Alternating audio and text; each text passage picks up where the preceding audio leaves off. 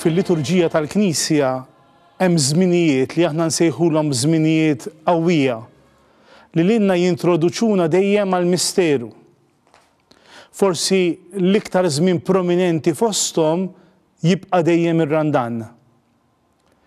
Illum il-Knisja tibda ir-Randan imqaddes. Dan huwa żmien partikulari ħafna, nsejħulu r-ras ir-Randan. Żmien ta' 40 ġurnata li għall-Bibja dejjem ifisser żmien ta' formazzjoni. Li fih aħna niġu mitluba li nagħmlu operazzjoni fil-qalb. Li aħna inħallu il-kelma tkellem il-qalbna. U propju f'dan iż-żmien qaddis ta' Randan, l-iskop tiegħu huwa il-mamudija. Aħna ma nagħmlux Randan bħalma l-Musulmani jagħmlu r-Ramadan, żmien ta' sawm biex aħna nagħmlu ir-Randan u l-Knisja ir-Randan hija esperjenza li diġà nsibuha eżistenti fis-sena 325 fil-Konċilju ta' Niċea fejn jitkellem fuq dan iż-żmien tar-Randan bi preparazzjoni għal mamudija. Jekk hemm xi ħaġa li l-Knisja tilfet totalment matul dan iż-żmien hija dan il-katekumenat, dan iż-żmien ta' preparazzjoni għal misteru kbir tal-mamudija. Il-ħajja nisranija tinġabar kollha fil-mamudija, fil-mewt u fil-qawmien. Ġesu Kristu li lin-nisrani jagħtih ħajja ġdida, spiritu ġdid mill-ilma u mill-Ispiritu Santu. U allura l-komunità li temmen femet li biex nitlu għal dan l-ispirtu il-ġdid hemm bżonn mixja, hemm bżonn itinerarju ta' fidi, hemm bżonn li dak li jkun jagħmel esperjenza ta' katarsi jitnaddaf, esperjenza ta' katekumenat ta' kelma li bil-mod il-mod waslek lejn misteru, misteru li mhux biss inti tifhmu, imma misteru li inti tgħixu, li hija l-ħajja l-ġdida, hija l-ħajja tas-saltna, hija l-misteru iċ-ċavetta li biha nifhmu l-eżistenza tal-univers, il-mewt u l-qawmien ta' Ġesu. Iċ-ċentralità taż-żmien tar-Randan huwa lejt. U allura f'dan l-itinerarju tar-Randan aħna nibdew propju mill-irmiet li jispiċċa nar kif tibda l-liturġija tal-Eid. Normalment fil-ħajja normali in-nar jispiċċa rmiet. Imma fil-mixja spiritwali li aħna nagħmlu l-irmiet, il-fdalijiet tal-ħajja tagħna iridu jiġu trasformati f'nar, f'dawl, f'ħeġġa, f'isħan anterjuri kif tibda l-liturġija tal-Eid. U allura il-liturġija tar-Randan l-ewwel nett tiddaħħalna ftit fi żmien li anka l-knejjes, anka l-ambjenti fiżiċi fejn ngħixu jiżżarmaw minn dak li mhuwiex essenzjali mill-immaġni, mill-fjuri, mill-ċelebrazzjonijiet, mill-kant, mill-alleluja. Aħna mmorru f'dak li huwa essenzjali bħalma l-poplu ludi biex jagħmel il-mixja fid-deżert kellu jaqbad dak li kellu qudiemu u jibda din il-mixja kważi faġla biex jagħmel dan l-itinerarju li jwaslu f'art imwiegħda. Il-liturġija ta' ras ir-Randan tibda propju bil-kelma ċartu qlubkom, duru lura, għamlu ħbieb ma' Alla.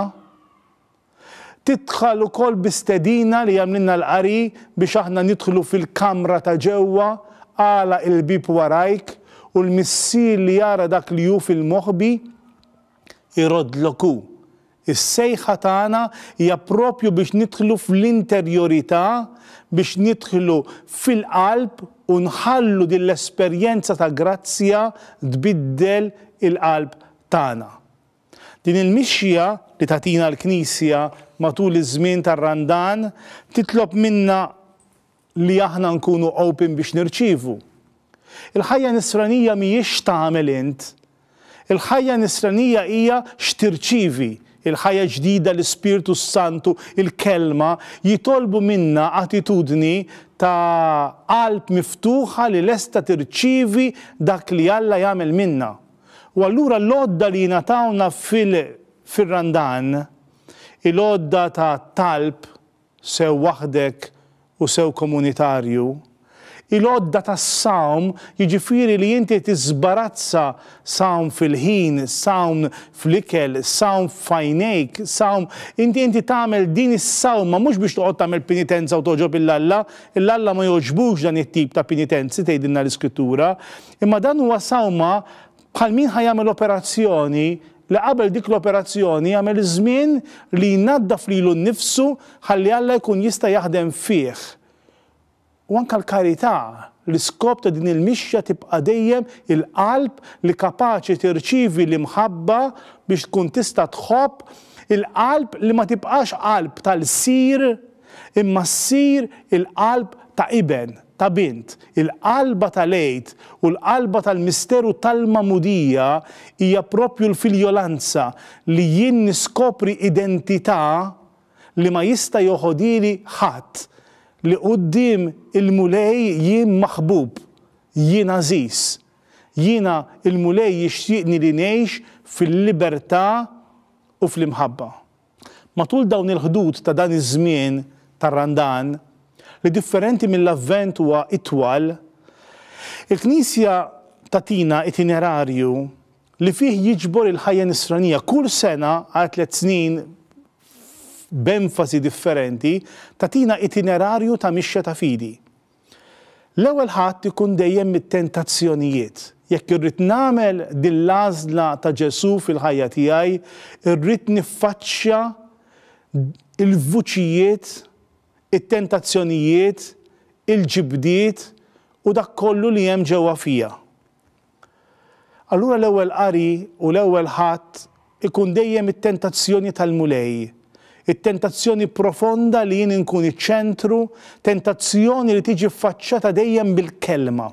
Il-kelma tal-mulej li tmexxini f'direzzjonijiet differenti. Tieni ħadd jagħtina dejjem it-trasfigurazzjoni fejn ħanasal.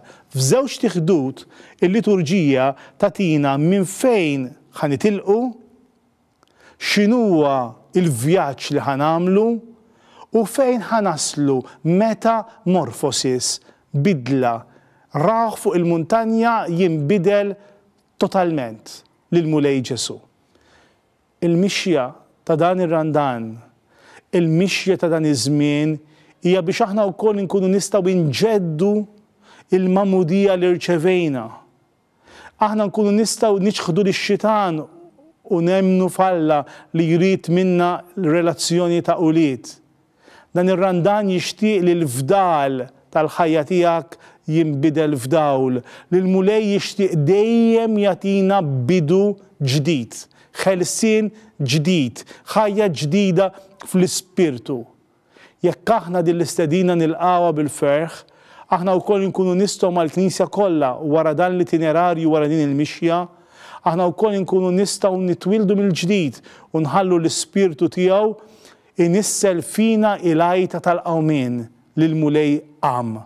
Mill-għajta ta' indem u emmen li jingħat lil kull wieħed u waħda minna fil-bidu tar-Randan u jitpoġġa l-irmied biex nindunaw li aħna b'dan is-salib irridu nirbħu, aħna nispiċċaw bid-dawl tal-għejt fidejna biex inkunu nistgħu nħabbru lill-oħrajn l-ġubijiet li Alla għamel magħna.